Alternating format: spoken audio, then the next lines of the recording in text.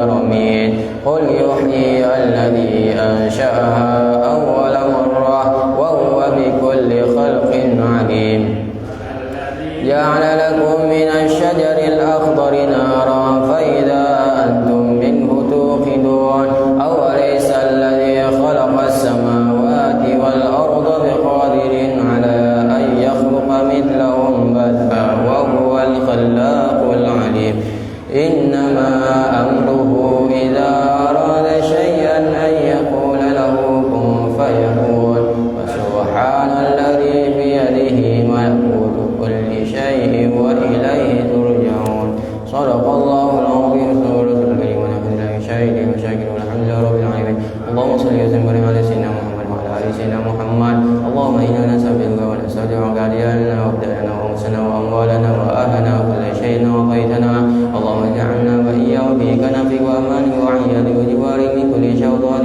مريد وجبار عنيد وذي عين وذي بغل ومن شر ذي كل ذي شر إنك على كل شيء قدير اللهم جملنا بالعافية والسلامة وآخرنا بالتقوى والاستقامة وعدنا من مجيبة الندامة في الحال والمال إنك سميع الدعاء وصل اللهم بجلالك وجمالك على سيدنا محمد وعلى آله وصحبه أجمعين وارزقنا كمال المتابعة له ظاهرا وباطنا يا أرحم الراحمين بفضل سبحان ربك العزة عما يصفون وسلام على المرسلين والحمد لله رب العالمين. Assalamualaikum warahmatullahi wabarakatuh. Alhamdulillah rabbil alamin wassalatu wassalamu ala sayyidil mursalin sayyidina Muhammadin wa ala alihi wa ashabihi ajma'in. Subhanaka la ilma lana illa ma 'allamtana innaka antal alimul hakim. Tub alaina ya maulana innaka antat tawwabur rahim ya fattah ya alim iftah alaina futuhal arifin wa faqihna fid din wa 'allimna ta'wil ya rabbal alamin.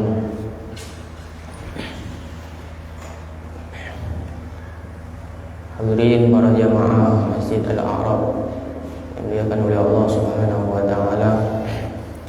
Alhamdulillah, puji syukur kita panjatkan atas kehadirat Allah Subhanahu wa taala yang telah banyak memberikan limpahan nikmat karunia iman dan Islam kepada kita semua sehingga malam hari ini kita dapat melanjutkan kembali kajian fikih kita, masalah ibadah kita kepada Allah Subhanahu wa taala. Mudah-mudahan apa yang kita habiskan ataupun keluarkan baik daripada tenaga kita, waktu kita, kesempatan kita ini, mudah-mudahan Allah balas dengan kebaikan-kebaikan di dunia dan akhirat. Dan mudah-mudahan dengan keberkahan kita duduk di majlis ilmu, Allah mudahkan segala urusan kita di dunia maupun akhirat. Dan mudah-mudahan dengan keberkahan majlis ilmu, Allah Subhanahu wa taala wafatkan kita dalam keadaan husnul khatimah.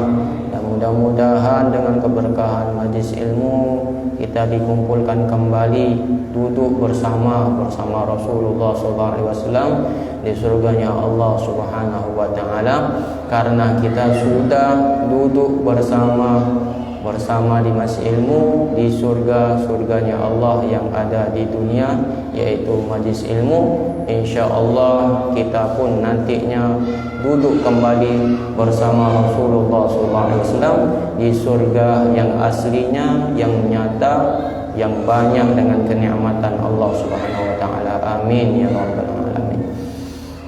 Salawat serta salam tidak lupa kita curahkan kepada kehadiran Rasulullah sallallahu alaihi wasallam yang telah mengeluarkan daripada kita dari kegelapan yang tidak ada cahaya iman sama sekali, sehingga malam hari ini, detik ini, hari ini kita bisa merasakan kembali betapa manisnya agama Islam, betapa manisnya kita beribadah kepada Allah Subhanahu wa taala.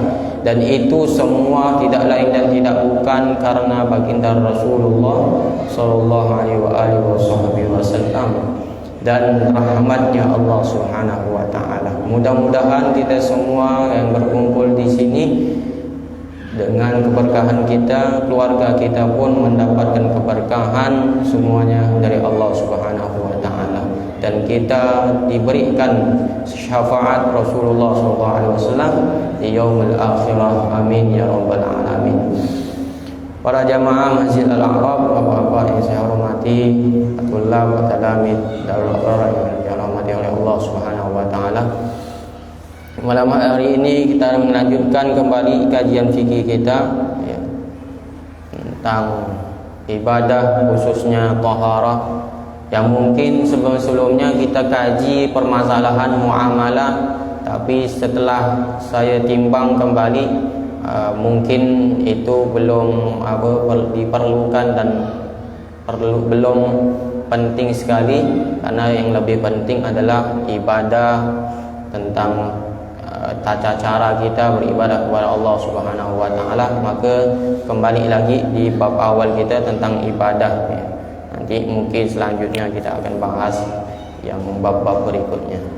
Maka perlu kita ketahui dan pahami bahwasanya dari hadis Rasulullah SAW yang mengungkapkan kepada kita bahwasanya ketika Rasulullah SAW diajarkan oleh malaikat Jibril alaihissalam tentang 3 pondasi asas daripada agama ini adalah, yakni pertama Islam, kedua iman, ketiga ihsan. Maka dalam ketiga pondasi ini memiliki masing-masing ilmunya, dan kita ketahui kalau untuk masalah Islam maka ulama membagi permasalahan Islam tersebut dengan ilmu yang khusus, dan kita ketahui adalah ilmu fiqih, tentang ibadah kita, tentang solat, bagaimana puasa, bagaimana haji, dan semuanya itu dibahas daripada ilmu fiqih Islam kita. Kemudian iman, tentang iman kita kepada Allah, iman kita kepada Rasulullah SAW, iman kita kepada kitab-kitabnya Allah, qada-qadarnya Allah, dan lain sebagainya. Itu dibahas dalam ilmu akidah, keyakinan. Maka banyak sekali kita para ulama, dari kitab besarnya, dari kitab tebalnya, daripada kitab ulama yang berjilid sampai kitab yang dasar sekalipun sudah dibahas oleh para ulama untuk ilmu akidahnya. Dan untuk kalau kalangan pesantren, maka di situ pasti diajarkan tentang kitab Aqidatul Awam, akidahnya untuk orang-orang yang baru mengenal untuk ilmu akidah. Di situ diajarkan oleh di pondok pesantren, dan itu untuk dasar sekali. Makanya ada yang membahas dengan kitab, di situ kitabnya dijelaskan sifat wajibnya Allah, sifat jaiznya Allah, sifat mustahilnya Allah, dan itu pun dibagi lagi ilmu akidah dari kalangan ahlu sunnah wal jamaah dan kalangan yang bukan ahlu sunnah wal jamaah. Dan ini banyak sekali diperdebatkan masalah khilafiyah tentang akidah ni. Ada yang mengatakan kalau Allah tu berjisim, ini bahaya sekali. Allah tu bertubuh, beranggota tubuh, punya mata, punya telinga, punya tangan. Ini untuk kalangan yang sangat-sangat berbahaya untuk kita. Kita ahlu sunnah wal jamaah tidak meyakini bahwasanya Allah itu berjisim, punya tangan, punya mata, punya telinga. Bukan seperti kita, seperti makhluk. Karena Allah Subhanahu wa taala berfirman, laisa kamitslihi syai'un, karena Allah tidaklah serupa dengan makhluknya Allah Subhanahu wa taala. Tapi ada sebagian dari kita yang meyakini bahwasanya Allah punya mata, Allah punya tangan, bahkan Allah punya tempat duduk di arsy dikenalnya. Dalil mereka adalah Ar-Rahman 'alal arsy istawa. Ar-Rahman, Allah Subhanahu wa taala itu bertempat di istawa, arsy, di pertengahan langit katanya. Ini paham-paham akidah yang bukan daripada kita semua. Walhasil kita pun kalau ingin memahami ilmu akidah harus teliti, jangan sampai kita mengikuti daripada kalangan-kalangan yang bukan ahlu sunnah wal jamaah. Na'udzubillah summa na'udzubillah min dzalik. Pun kita tidak menyalahkan mereka. Artinya apa? Kita minta hati-hatinya saja, ya, kita cari amannya saja. Kita masuk daripada kalangan ahlu sunnah wal jamaah yang beryakinan kalau Allah itu tidak serupa dengan makhluk, tidak mempunyai mata, telinga dan lain sebagainya. Tapi dengan sifatnya Allah yang maha melihat, yang maha mendengar, bukan berarti Allah punya seperti kita masing-masing ni. Tapi yang kita yakini seperti itu yang dijelaskan oleh para ulama. Allah maha melihat, Allah maha mendengar, tapi tidak seperti kita yang makhluk ini. Maka kita beryakini seperti itu. Maka ilmu akidah itu yang harus tekuni, yang dipahami supaya kita tidak salah faham dalam berkeyakinan dalam agama ini, ya. Maka untuk di Masjid Al-Arab ni kurang satu lah, ya, kurang satu menurut saya. Kalau kajian akidah kita tambah, untuk kajian fikih kan sudah ada Islam, kajian akidah belum, kajian tasawuf, ihsan, tu Habib Muhammad Haddad. Kalau dilengkapi sempurna nantinya. Kurang ilmu akidah nanti, boleh nanti dari pengurus masjid kita minta siapa ustaz siapa yang mengisi daripada ilmu akidah supaya kita bisa mengetahui keyakinan akidah kita yang benar, supaya kita tidak terikut dengan akidah-akidah yang menyimpang, bahkan yang mensyirikkan Allah Subhanahu wa taala. Naudzubillah subhanahu wa taala. Maka yang ketiga, ihsan. Ihsan yang kita pahami, anta'budallah ka'annaka tarahu fa in lam takun tarahu fa innahu yarak. Yakni seakan-akan engkau beribadah kepada Allah Subhanahu wa taala, engkau melihat Allah. Kalaupun kalian tidak bisa melihat Allah ketika beribadah, maka yakini Allah melihat kalian dalam beribadah. Namanya ihsan. Maka dikaji para ulama, dibuatkanlah, dikaranglah daripada permasalahan ilmu yang namanya tentang ilmu tasawuf. Ini berupa ihsan, ilmu tasawuf, supaya hati kita bersih, supaya kita baik akhlaknya, supaya fikiran kita baik dan bagus, bagaimana hubungan kita kepada Allah, hubungan kita kepada manusia. Itu dikaji dalam ilmu tasawuf. Maka kalau tiga-tiga ini kita bisa pahami, maka sempurnalah kita jadi manusia yang sangat-sangat diridhai Allah, yang dicintai oleh Allah Subhanahu wa taala. Maka perlu daripada tiga ilmu ini supaya kita selamat, supaya hidup kita berkah, dan supaya hidup kita dibahagiakan oleh Allah Subhanahu wa taala. Maka tak bisa dilepaskan dalam kehidupan kita ni ilmu fikih, ilmu akidah dan ilmu tasawuf sebagai tiga landasan pokok asas daripada agama Islam kita. Bahkan diriwayatkan satu riwayat, satu pendapat bahwasanya orang yang beribadah tanpa ilmu, maka ibadahnya mardudatun la tuqbal, ditolak dan tidak diterima oleh Allah Subhanahu wa taala. Sebanyak apapun dia ibadah, kalau tanpa landasan ilmu, maka ibadahnya tidak diterima oleh Allah Subhanahu wa taala. Ini yang kita takutkan.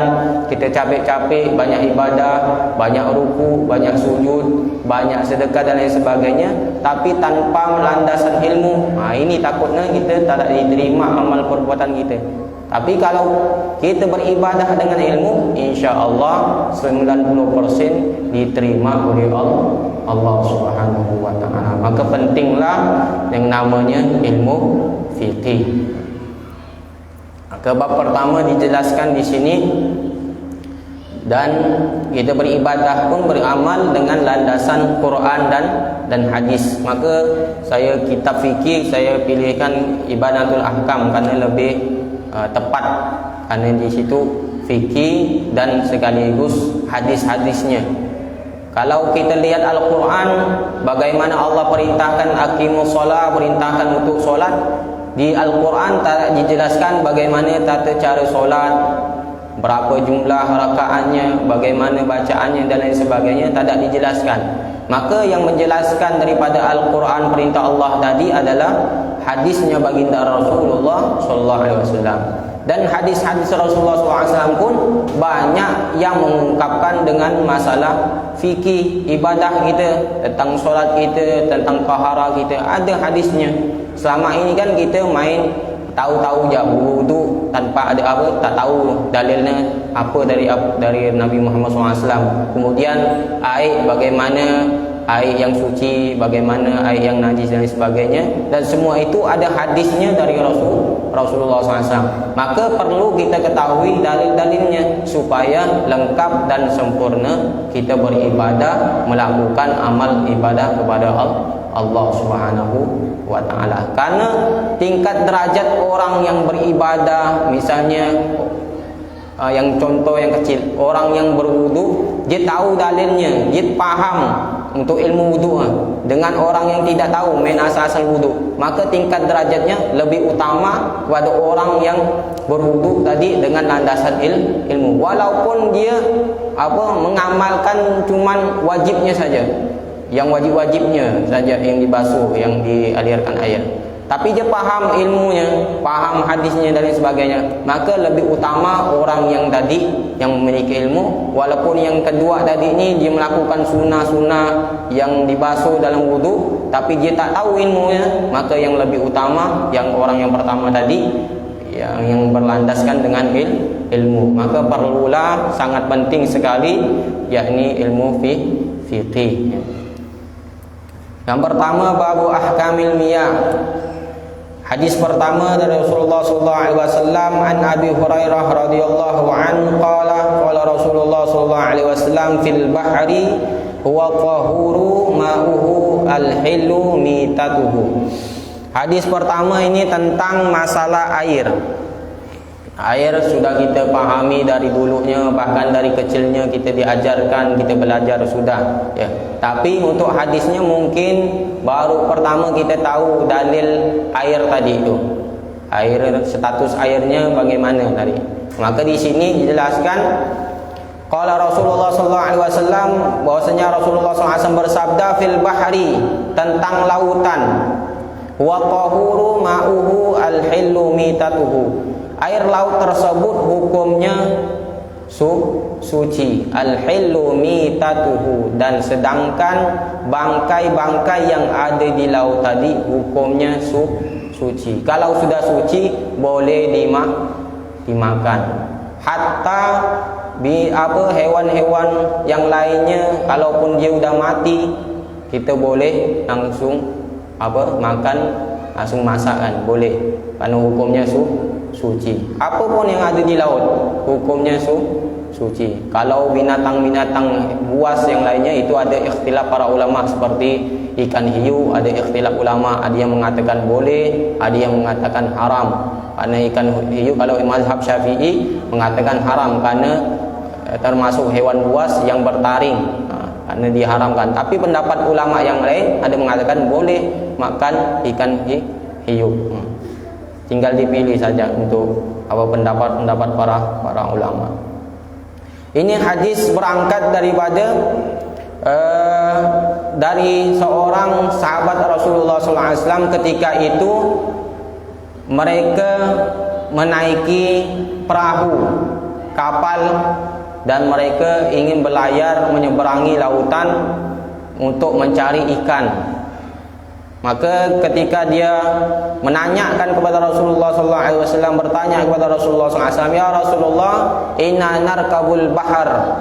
Ya Rasulullah, ketika kami ini menaiki perahu, kapal, ingin menyeberangi lautan, ingin mencari ikan, wahai Rasulullah, wa nahmilu ma'ana al-qalil, dan kami membawa air sedikit ya Rasulullah, minal ma', dari air yang kami bawa dari rumah, kata mereka.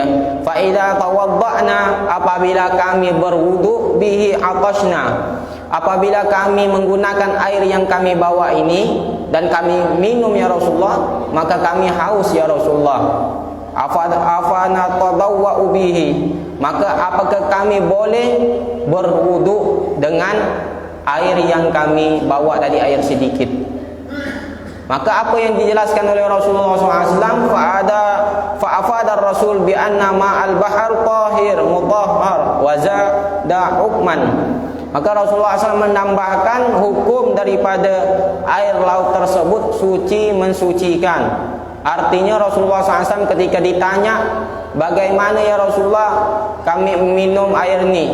Artinya Rasulullah SAW memerintahkan jangan kau minum air tadi, nanti membahayakan dirimu. Akhirnya Rasulullah memberikan faedah, keutamaan, menjelaskan bahwasanya air di lautan itu hukumnya suci dan boleh digunakan untuk berwudu. Di sinilah landasan pertama kenapa hadis ini keluar daripada Rasulullah SAW, karena asbabul wurudnya ketika seorang sahabat bertanya kepada Rasulullah tentang status hukum air lautan. Maka yang bisa kita ambil daripada hadis ini, yang pertama dijelaskan pemahaman daripada hadis ini, yang pertama kita bisa ambil adalah yaqlubu mimman jahila syai'an ay yas'ala anhu ahlul ilmi. Diwajibkan, diharuskan kepada seseorang yang ingin yang menanyakan sesuatu ketika dia tidak tahu ataupun bodoh, tidak tahu tentang apa-apa, maka diharuskan untuknya menanyakan kepada orang yang tahu, yang ahlul ilmi, yang tahu tentang ilmu agama. Ini yang pertama. Manakala kita ada persoalan, kesulitan dan sesuatu yang menggelisahkan kita tentang pertanyaan, persoalan daripada agama ni, maka kita diharuskan untuk bertanya kepada orang yang berkredibilitas, orang yang mempunyai daripada level daripada ilmunya, yang mumpuni daripada ilmunya. Artinya apa? Jangan sampai kita bertanya kepada orang yang tidak berilmu. Ini hati-hati. Kita harus bertanya kepada orang yang berilmu. Kalau kita bertanya kepada orang yang tak berilmu, nanti bahaya. Dia bisa menyesatkan orang dan ini berdosa. Maka kita diharuskan ketika ada persoalan yang membingungkan kita dan kita tidak tahu status hukumnya ataupun persoalan tersebut, maka diwajibkan, diharuskan untuk bertanya kepada ahlul ilmi, kepada orang yang berilmu. Fas'alu ahla dzikri in kuntum la ta'lamun. Bertanyalah kepada orang yang diberikan ilmu oleh Allah Subhanahu wa taala jikalau kalian tidak mengetahui. Tapi sekarang ni naudzubillah summa naudzubillah, ya, banyak orang yang seakan-akan dia tu ahlul ilmi, yang banyak ilmu, sehingga ketika ada orang yang bertanya padahal dia tak punya ilmu, dia jawablah dengan pemikiran dia sendiri. Ini bahaya, hati-hati. Jangan sampai demikian terjadi.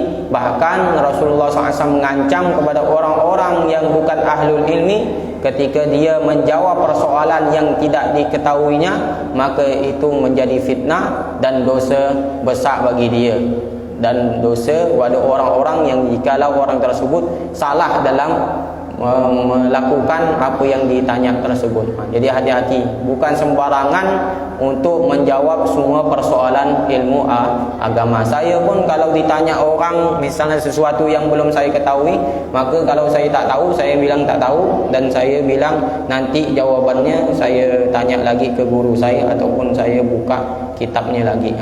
Itu kalaupun saya tak tahu. Kalau saya tahu, saya jawab. Itu yang harus kita lakukan. Kalau tahu silakan, tahunya pun harus dengan landasan ilmu, bukan dengan pikiran dia sendiri. Oh, menurut saya ni salah. Menurut saya, pikiran saya sih gini. Jangan seperti itu. Harus landasan dengan referensi daripada para ulama, kitab-kitab para ulama. Itu yang lebih selamat. Tapi naudzubillah, zaman sekarang ni orang yang tidak mempunyai ilmu banyak sekali yang menjadi seakan-akan dia ahlul ilmi. Naudzubillah. Yang kedua, jawazu rukubil bahar li ghairi ta'ah li anna sa'il innama rakibahu li saidi. Yang kedua, pemahaman daripada hadis ini yang bisa kita ambil adalah bolehnya kita menyeberangi lautan, artinya bolehnya kita berlayar, naik sampan ke kita, naik kapal ke kita dan lain sebagainya. Pokok menyeberangi lautan hukumnya boleh, walaupun tanpa ibadah sekalipun. Artinya refreshing, saya mau naik sampan, saya mau naik kapal, saya mau naik apa, pokoknya menyeberangi lautan, pokoknya bukan untuk ibadah, boleh hukumnya. Karena landasan hukum tadi yang diceritakan, sahabat tadi naik kapal menyeberangi lautan untuk menangkap ikan, li ghairi ta'ah, bukan untuk ketaatan, li anna sa'ilna marakibul risaid. Jadi hukumnya boleh, tidak dilarang dalam agama. Yang ketiga adalah khauful atash yubihu tarku isti'mal ma' li syurbi fit taharah. Yang ketiga adalah pemahaman dari hadis ini, kita diajarkan untuk meninggalkan daripada sesuatu yang membahayakan kita. Artinya agama ini mempermudah seseorang, jangan sampai kita mempersulit, apalagi sampai mengorbankan diri kita dan membahayakan diri kita. Misalnya kalau sakit, maka kita diberikan keringanan untuk tidak puasa. Itu adalah kebolehan dan keringanan dalam agama. Artinya jangan sampai kita sulit, kita mau puasa, bahkan sampai sakit pun tetap mau puasa. Ini tak boleh. Bahkan dalam satu riwayat, satu pendapat ulama, orang yang tidak menggunakan daripada keringanan daripada para ulama ataupun pendapat-pendapat para ulama dalam agama ini, berarti dia menyelisihi daripada apa yang diperintahkan oleh Allah dan apa yang diperintahkan oleh Rasulullah SAW. Walhasil, keringanan daripada agama ini harus kita ambil, harus kita lakukan. Jangan sampai kita memberatkan diri kita, bahkan membahayakan diri kita. Walhasil, al-muhafadhah ala nafsi, kewajiban kita menjaga diri kita ni wajib hukumnya. Kita menjaga diri kita dari bahaya, hukumnya wajib, ya. Itu yang ketiga.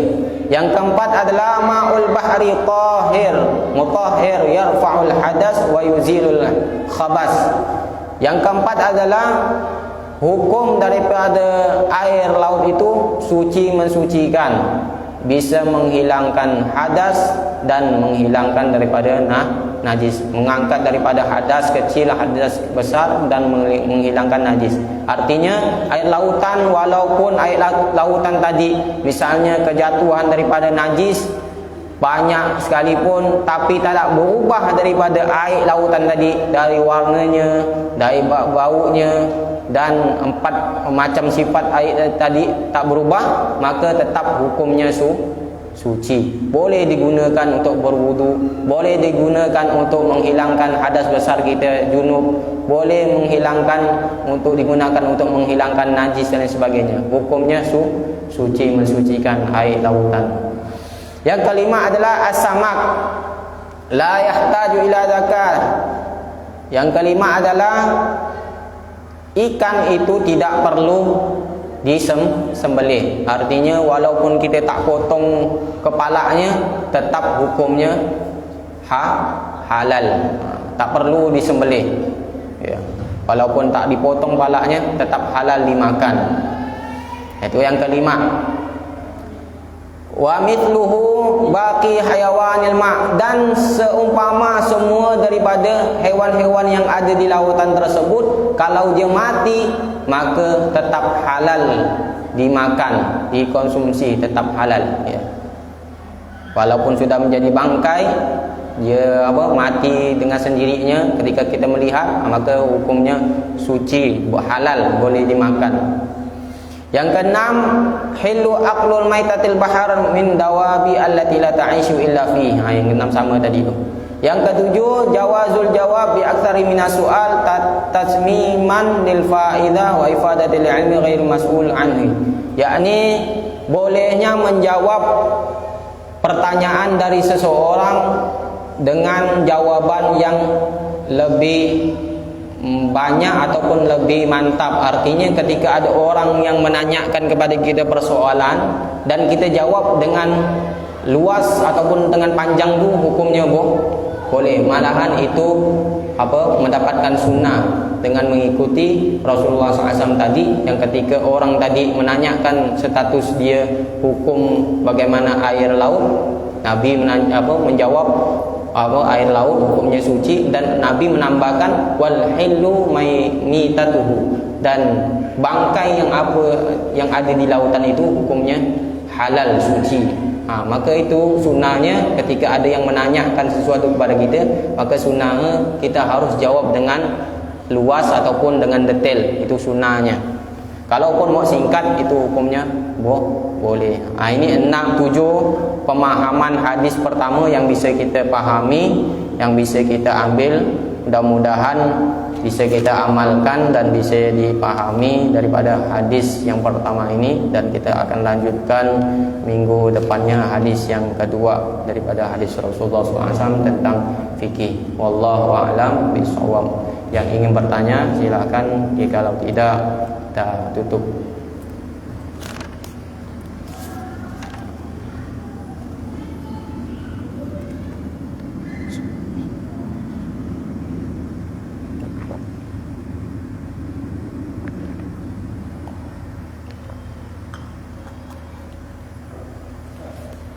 Pak Lino.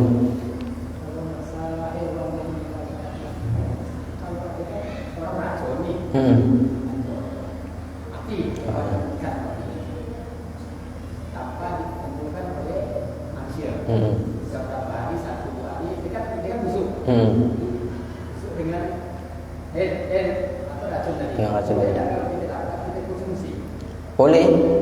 Wah, dijadikan ikan asin boleh. Suci masih halal. Udah jadi bangkai dah. Kan di sini kan jelaskan bangkai. Walaupun udah jadi bangkai bau, kita konsumsi, kita proseskan lagi, mau jadi ikan asin ke, mau dibakar ke, tetap suci hukumnya, halal. Hukum halal tetap.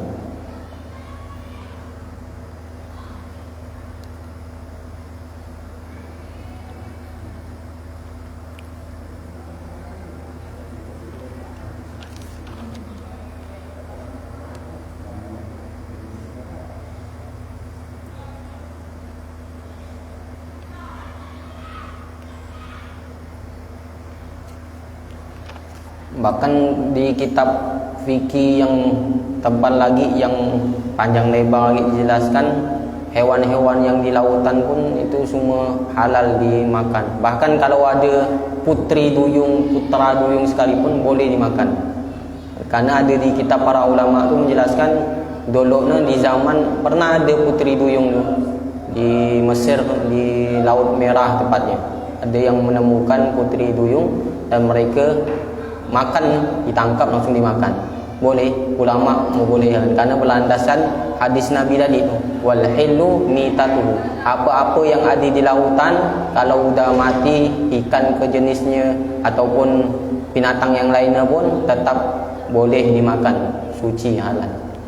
Walaupun kalau ada putri duyung sekalipun, walaupun muka hampir mirip dengan manusia, ada tangan, ada kepala, boleh dimakan kalaupun ada. Seperti itu. Itu berlandaskan daripada nas hadis Rasulullah SAW tadi.